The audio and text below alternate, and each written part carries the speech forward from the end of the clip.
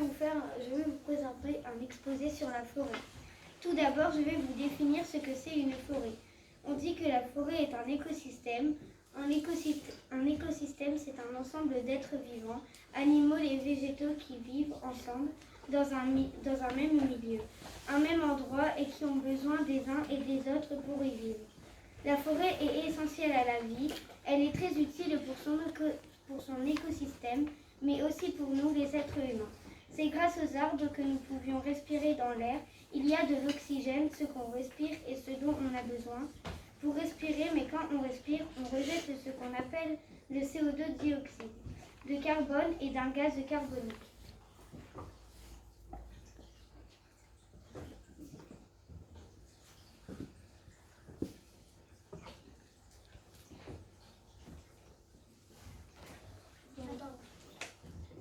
Donc ça c'est du gaz et on peut mal respirer avec ça.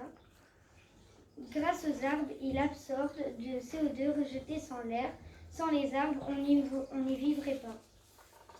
Aujourd'hui, la forêt est en danger. On parle de déforestation. Stop.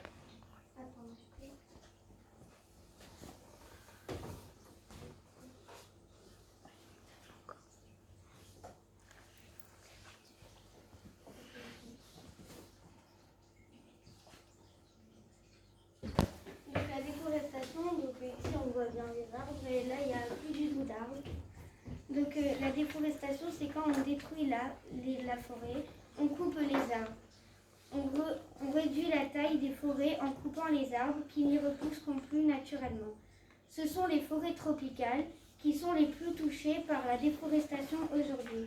Les arbres sont coupés pour leur rareté et leurs matériaux précieux. Le bois est revendu alors très cher. Le bois est revendu pour fabriquer les meubles, mais aussi beaucoup de papier. C'est pour libérer de l'espace pour créer de cultures ou installer du bétail. C'est pourquoi les forêts doivent à tout prix être protégées. Il existe des gardes champêtres pour les surveiller. Aujourd'hui, certaines forêts font partie des réserves naturelles et on n'a plus le droit d'y toucher. Aujourd'hui, on essaye de replanter des arbres pour rattraper toutes les pertes.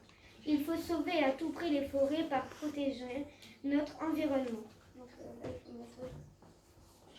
Donc là, c'est la forêt qui est séchée.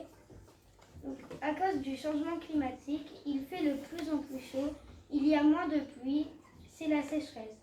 La chaleur et le temps provoquent alors des graves incendies. Des milliers d'arbres brûlent, ainsi que tous les animaux et les végétations. Des milliers d'arbres brûlent ainsi que tous les animaux et les végétations. La faune et la flore, c'est catastrophique. Certaines espèces, comme les animaux, sont même en voie de disparition. Et c'est tout. Donc ça, c'est un exemple de forêt brûlée. L'Amazonie est une forêt tropicale au Brésil.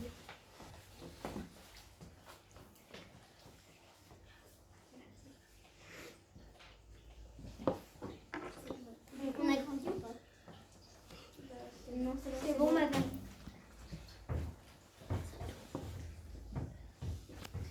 Donc le Brésil, du coup, c'est là.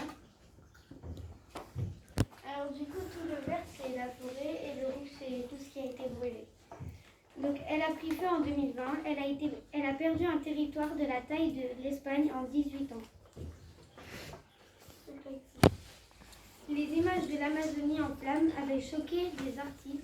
Le monde entier, la forêt amazonienne absorbe 1,3 du CO2 et la planète, c'est catastrophique. Il existe aussi des forêts qui sont protégées comme... Donc là, je vais vous présenter une autre forêt. Donc là, une forêt connue et elle est en Allemagne, donc la forêt noire. Donc là, voilà la carte et tout ça, c'est la forêt noire. Donc, et il y a la frontière et la France. C'est devenu un site touriste, on peut la visiter pour y faire des randonnées. La forêt noire est une région au sud-ouest de l'Allemagne. Elle est magnifique avec ses nombreuses collines et ses sapins, ses splendides lacs. Une partie de la région s'est constituée un parc naturel. Donc voici le magnifique paysage. Donc ça c'est la forêt noire. Et il y a plein d'arbres et ici au milieu il y a le camp. Voilà. poil 5 minutes.